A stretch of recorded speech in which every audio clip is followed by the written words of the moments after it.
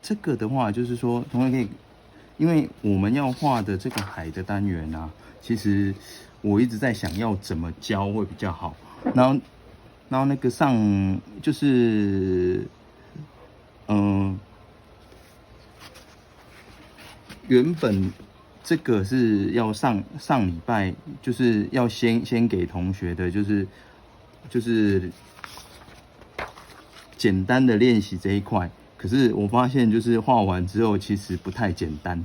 然后那个我变成就是临时再安插更基础的单元，然后放进来，所以那个课程就是PO的时间也变比较晚。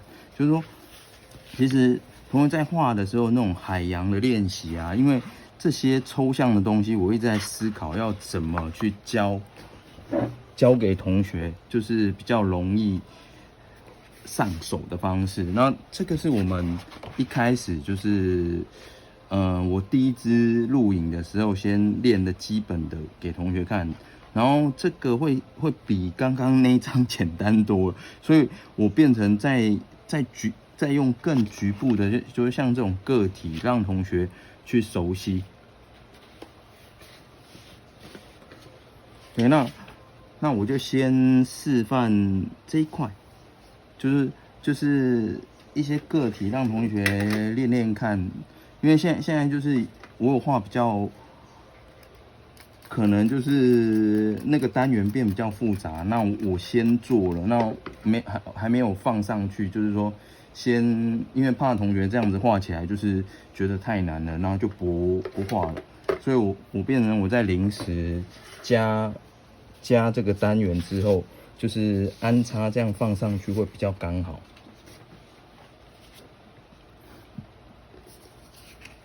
那同样的就是说，同学在画这个的时候，先把让留白的地方就是设定好，就因为我们是透明水彩，所以像你有留这种亮，其实是最重要的，有没有？就是说，同学可以看到这几张其实流亮的地方，会让画面就是感觉那个层次会更丰富。而且就是说那个浪的白，它才会好看。所以像这些有些就是在测试的感觉啊，就是反倒我花了很多时间，就是在思考怎样来处理会比较好。对，因为毕竟开学的这一章就是看起来很简单，然后可是同学有些同学先画了之后，反倒就是我也觉得有些问题，那所以就会想办法再安插一些就是基本的概念让同学知道。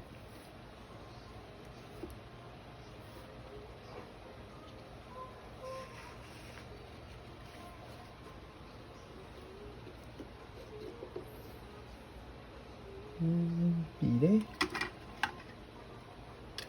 好，那以这一章来讲，就是说我们只画这个局部的时候，就是说整张的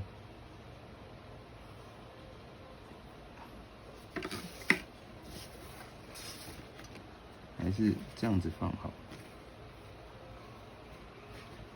看一下角度，就以这张来讲，整张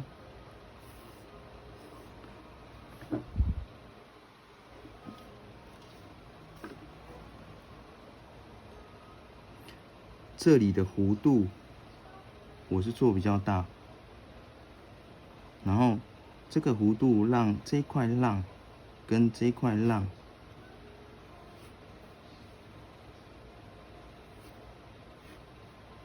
这样做出来。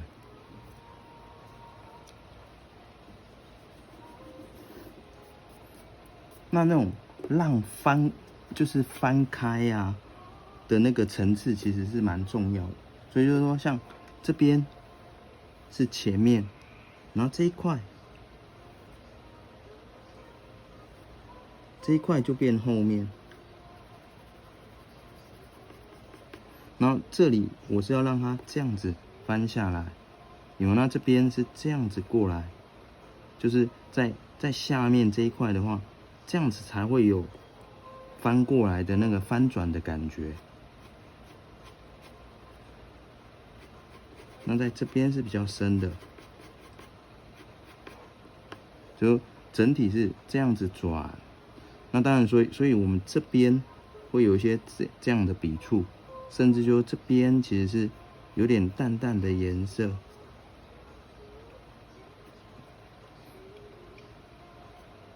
有，那这一块就是它的白色。那当然就是说，后面这边用这样的方式去调整这个白浪的形状。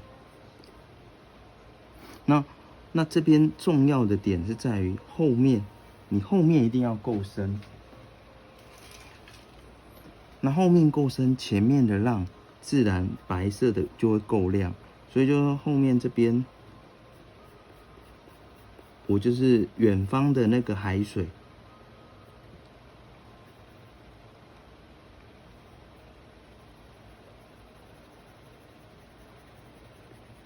你会发现这样的时候，它整体就会亮起来，就是说前面的白就会亮。所以你看这一块亮，是因为下面变深跟后面变深，然后产生这一块的那个白浪。所以同学在做的时候，就是说，哪个地方是要白，然后那你就设定的时候，就是哪个地方是深的，然后去衬托这个白。你们那下面这一块也是一样，就是我们看到这一块，所以你在画浪的时候，就是哪些地方是要留白的，可以先设定好。你就这一块的话，我就是放在这里。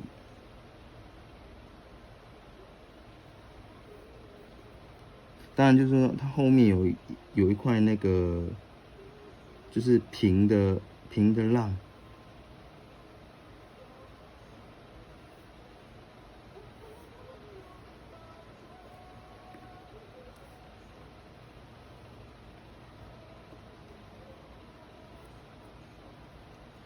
有，那这一块要留白，所以下面就是再去加深。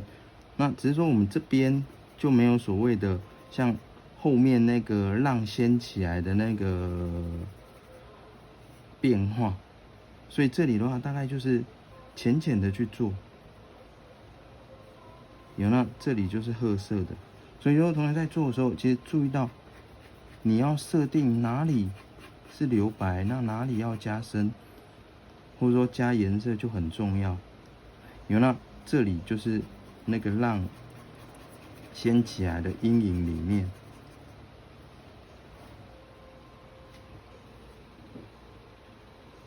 有，那当然就是说这边也是白浪嘛，所以我这边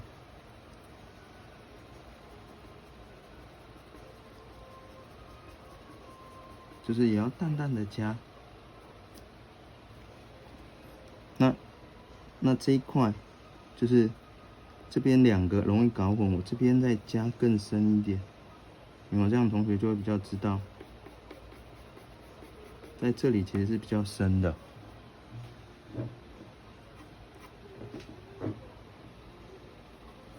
对，它整个大概是这样子。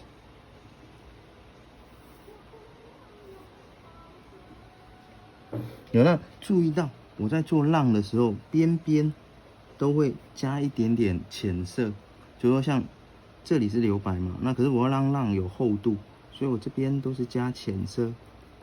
有没有？就说这里有些浅色，然后或者说这个浅色可以把白浪的厚度做出来。有没有？因为我们水彩课没有素描啊，所以有些东西我变成说在小草图的时候跟同学讲一下。有没有？就你只要做这种浅色，那自然浪的厚度就出来。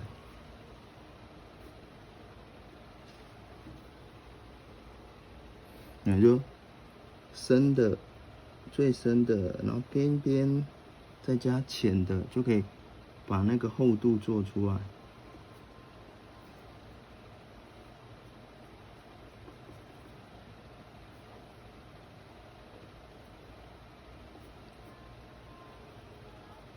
有那这样之后，有些你再去做那种小凹凸啊，那个浪的，就是说同学常常会是先做小凹凸，然后忽略了大的地方。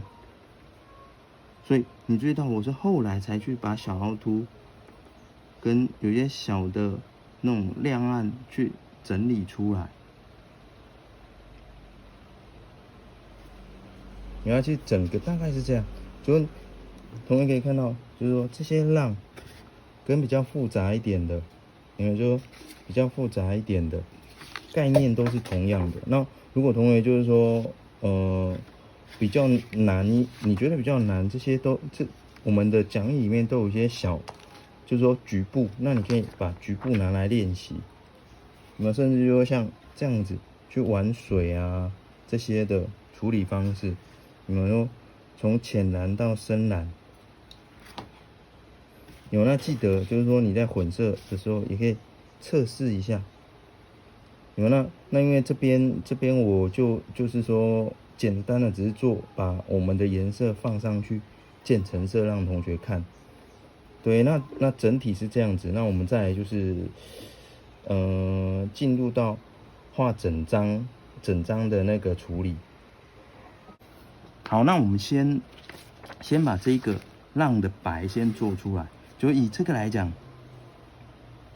那我画一样就是比较局部小张一点，就是以这个浪来讲，这一块，然后我会让这个浪是比较流线型，有没有？就是说这个弧度拉出来，那可能这一块我会再大一点。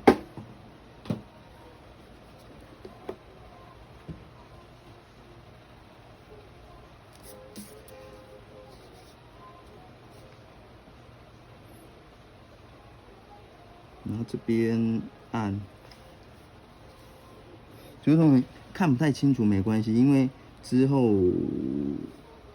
因为我如果画太重的话，那个白就会算有点脏掉那样啊，所以我就是说同学看不到的话，等一下上色你就可以知道那个状况。那我们这个浪这个地方是白色，就是我会留白。然后这边下面这一块就是做渐层，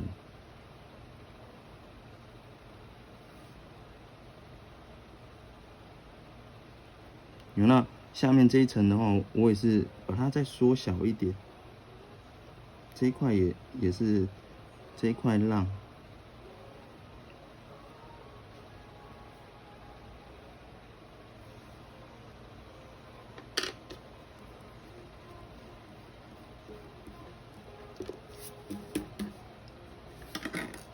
好，那个浪的颜色啊，就是说你要偏绿、偏蓝都可以。就是说以那个海水你要清澈的话，如果完全蓝色不一定是好看的。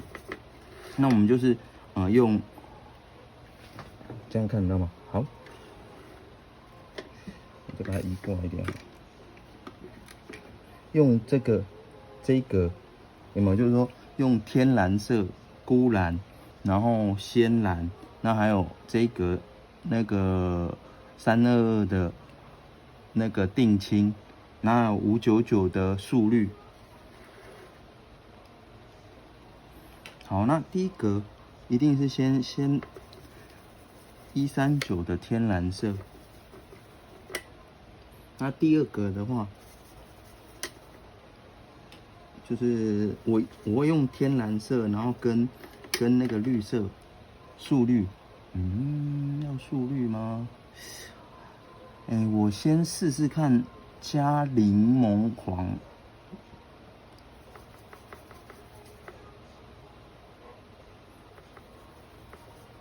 可以用柠檬黄啊，因为柠檬黄跟天蓝色混，它会带绿。那个绿色，你如果用素绿会比较暗沉。然后我们就是用柠檬黄。因为它那个绿就比较鲜艳，比素绿来的鲜艳。然后第三格的话就是179，然后刚柠檬黄的话是346，就是最左上角那一格。有现在就是讲号码这些的，我前面还有放一张那个色卡表啊，这样讲起来就比较顺。那我们的那个定清，而且讲了应该3周了吧，就是试着用这个方式来上课看看。然后定清322的，就把这4格，有没有这4格都做出来？那画面就是只能多出一点点让同学看到了，因为毕竟有些颜色，就是你要全部放在荧幕的话，那个也会太小。然后我画的地方就是变空间也很小。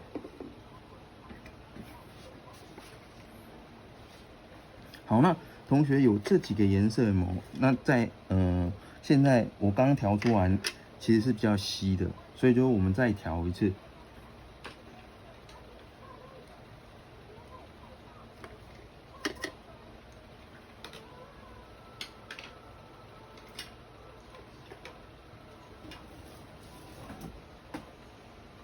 来，第一个最浅色，我们用天蓝139。那就是我刚刚调的时候，其实会比较稀，是因为我水比较多，然后那个颜料比较少。那我现在是把水加多，颜料用更多。有，那第二个139的天蓝加346的柠檬黄。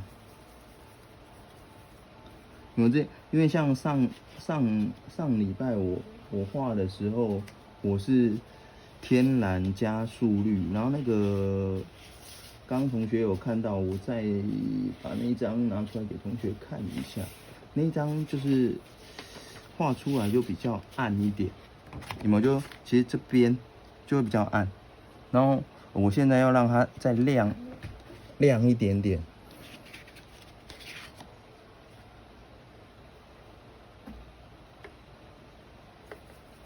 所以有时就是说，在画的时候，我会思考怎样让颜色更好看，然后就是有时第2张、第3张，然后调色方式改变的话，那个画出来感觉会差很多。那这就是为什么我在画的时候习惯就是有些可以多去测试那个，就是像这样子画一小张局部。去抓那个感觉。你拿这个颜色，再加钴蓝，或者说你直接用钴蓝，其实钴蓝的颜色鲜艳，然后我们其他颜色跟它混的时候，它就会没有那么亮。然后最深的那一格就是用定清。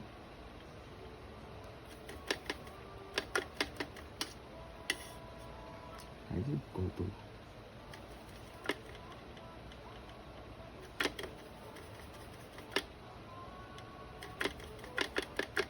好，那现在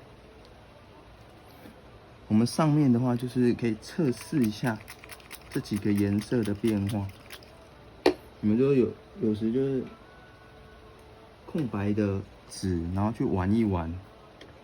那这样有些时候你会让你自己对那个颜料的手感会比较好，或者说，有一些配色我就会这样子，发现新的混色方式啊，或者说配色方式也是一样，你们就从左边天蓝色到这个天蓝加柠檬黄，然后这个绿就跟我之前这个绿鲜艳多了。好，那再来就是钴蓝色。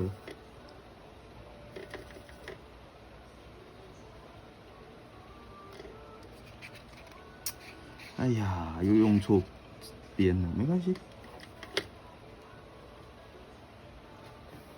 好，那再一样就是再用到定青色。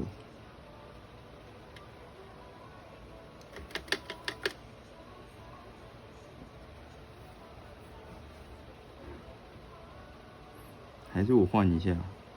没关系，没关系。好了，好，那我现在就是把这个，先把天蓝跟定青色放进去，然后把白色留下来。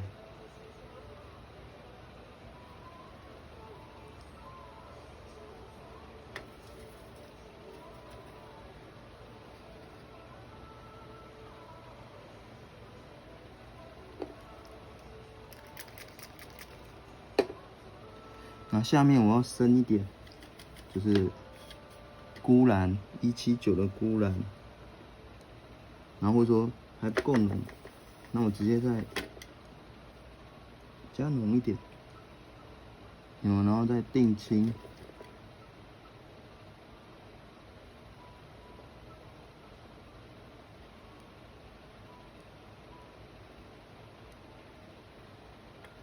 那其实在这个时候，你有些就可以干刷，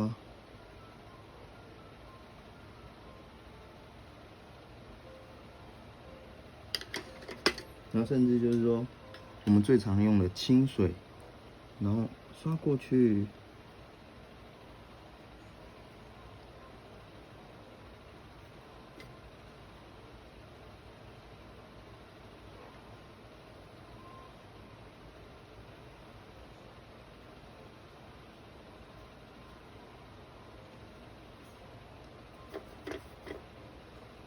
我用这个方式，然后去把白色的形状做一些凹凸，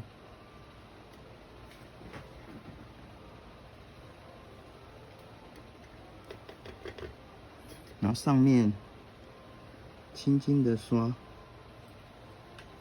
那么浅浅的，因为我这边上面要让它更带一点点透明的蓝。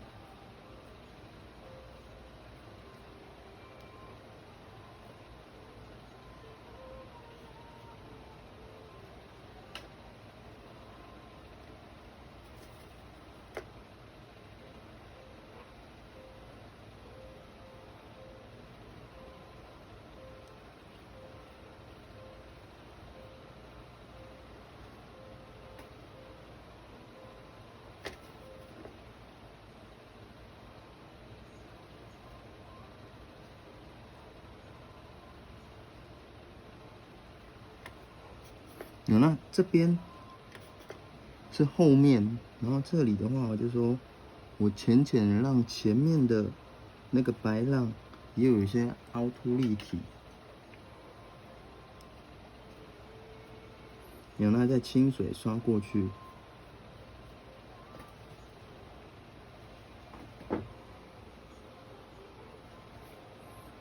那后面要出来的时候，就是靠深色，所以后面我直接就用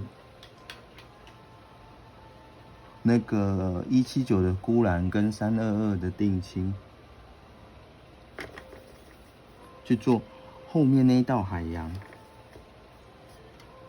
那当你去做了后面那一道海洋的时候，前面的白浪就会跳出来。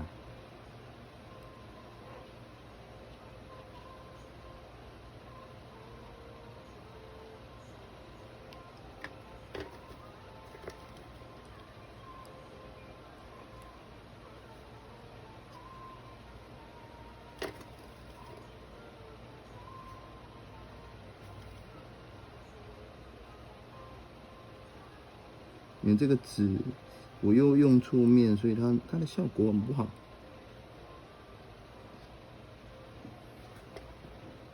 然后反正我就是多去熟悉看不好的纸，怎么样把它凹到至少不会画起来很不好。那这样子，当在不好的纸上面都可以做的还可以的时候，那回来熟悉的纸就又可以掌握的更好。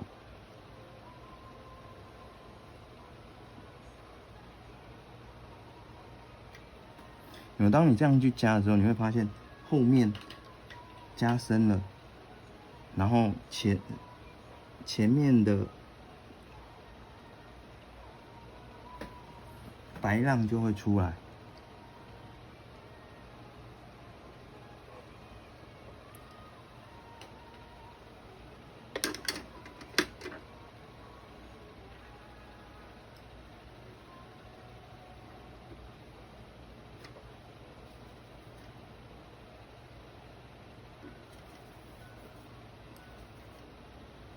那我现在有些刚刚的那种绿色、蓝绿色要让它暗一点，那我就改成素绿，把柠檬黄换掉，改成素绿，去调低格的那个天蓝色，就是599的素绿跟天蓝色，然后去加一些比较深的地方。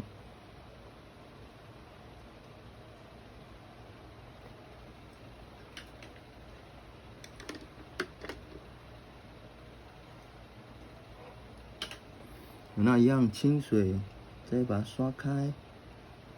那刷开的目的就是说，有些变比较淡的颜色。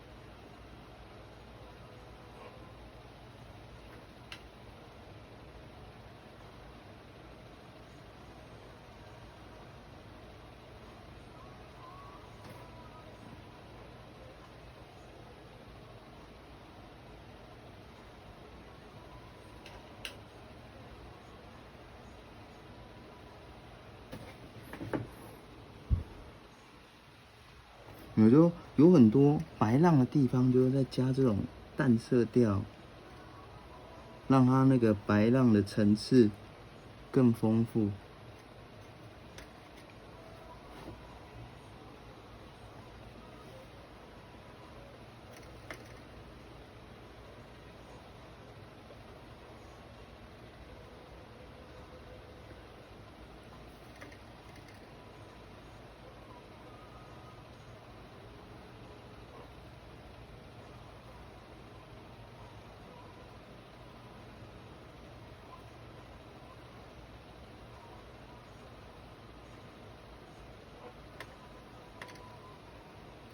你看有些边边，我反倒不是会淡的再去叠，去增加那些浪的厚度。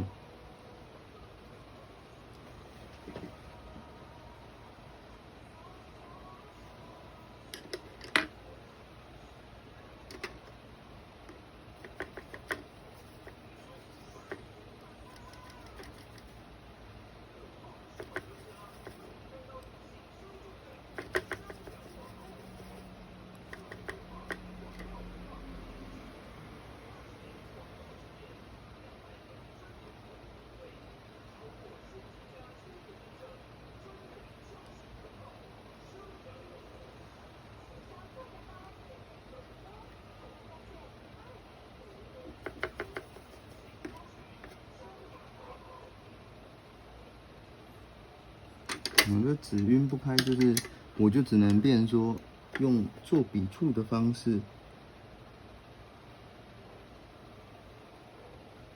然后去带出它的层次。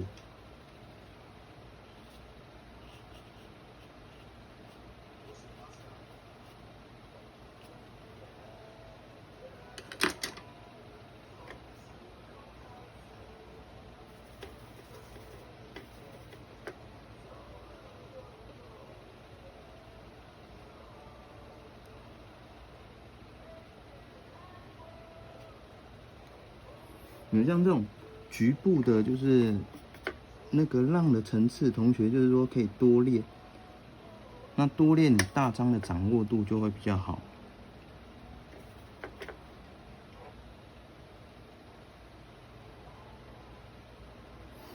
那一样就是你在做的时候，记得设定好它亮暗的地方，该留白的地方，你就是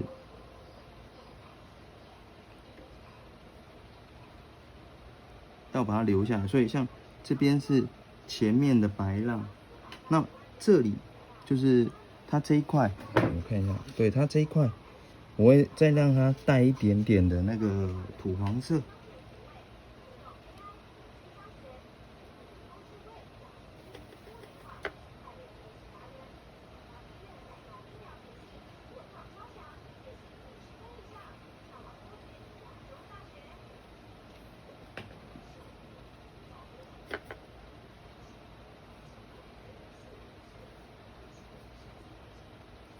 那一样，它的白浪下面这个白浪就不需要太锐利，那我这边就是清水再刷过去，然后只留一些小地方是最白的，就是刚刚这一条亮暗交接的地方，这一条。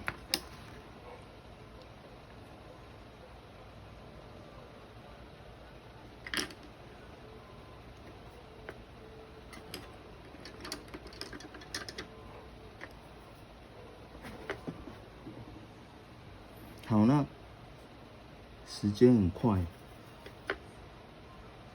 我这边再去加一下。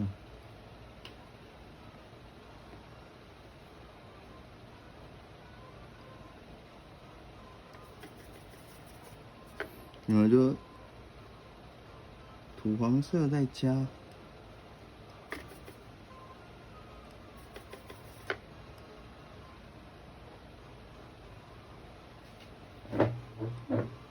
那同学可以看到，现在整块有没有比较起来，这个浪它的层次就出来。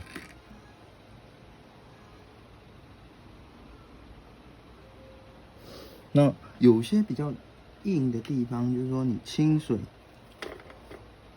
再压一下，或者说淡的色料在它边压一下。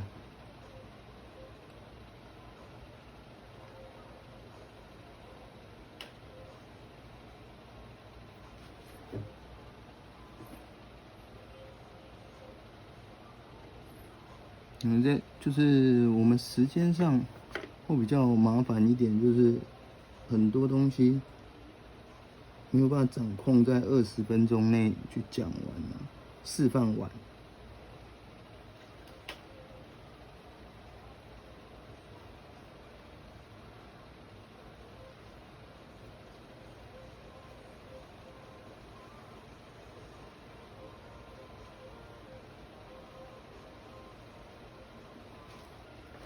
其实你这样做，你会发现那个浪的层次就是这样，一点一滴的叠出来，然后染出来。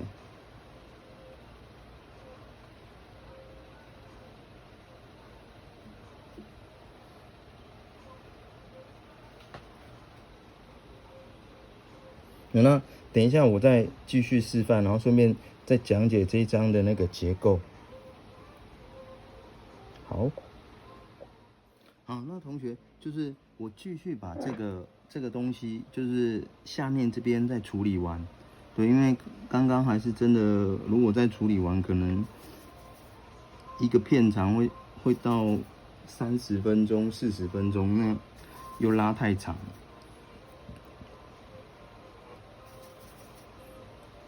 因为我现在要做这边深的。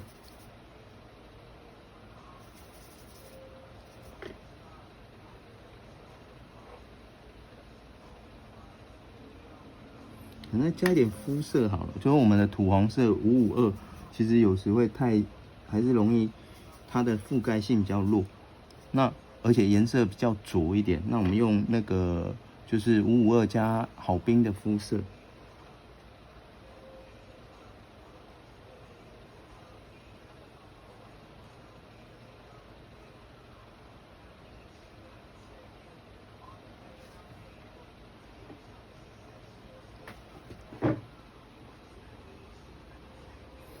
那当然就是说，它这张照片里面有石头，那我们就不做石头，我们只做这个浪的层次。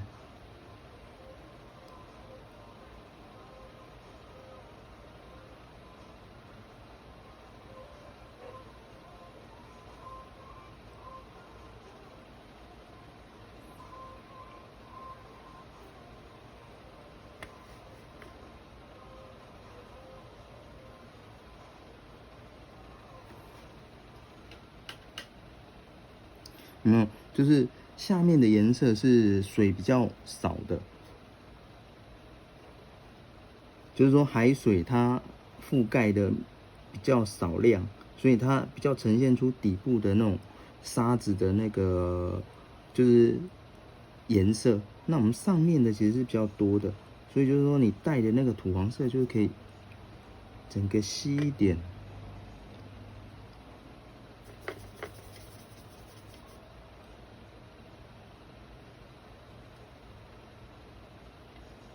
甚至下面的我还再带多一点点的那个红褐色。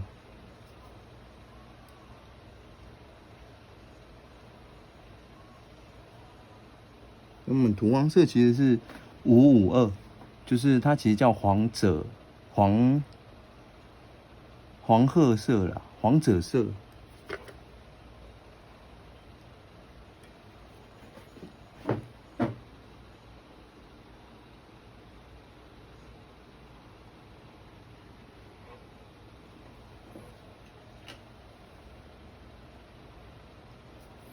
那蓝色一样，在这边再叠一下，甚至跟肤色刚刚画的那个肤色去混色。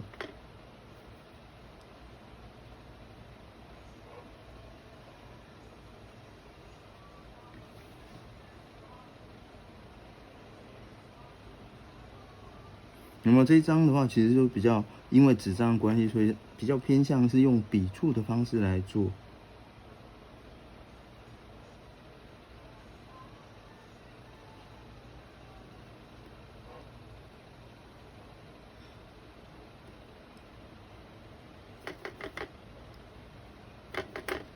我觉得不管你是用渲染法，或者说像这样子用笔触，其实都可以。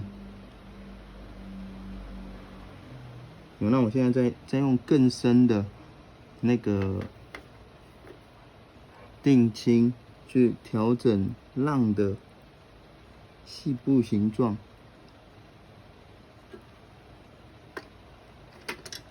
甚至有些你就是深的颜色，然后叠在这边。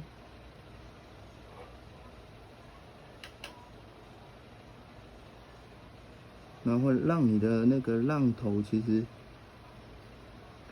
它就有点半透明，然后上面还有一些层次凹凸。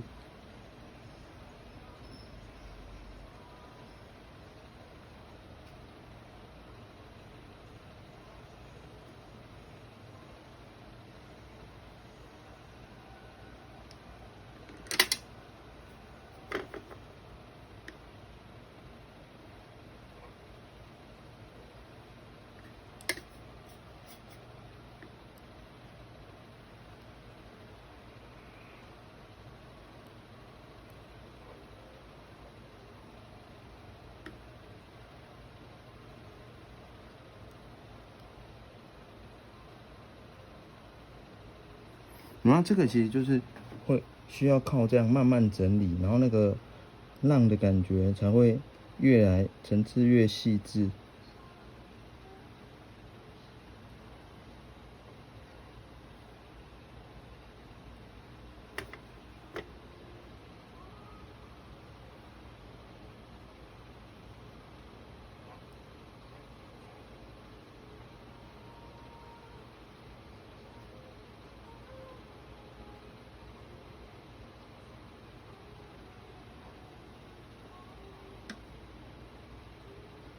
然后当然这个最好就是说有些地方可能就是说同学需要稿子打细一点。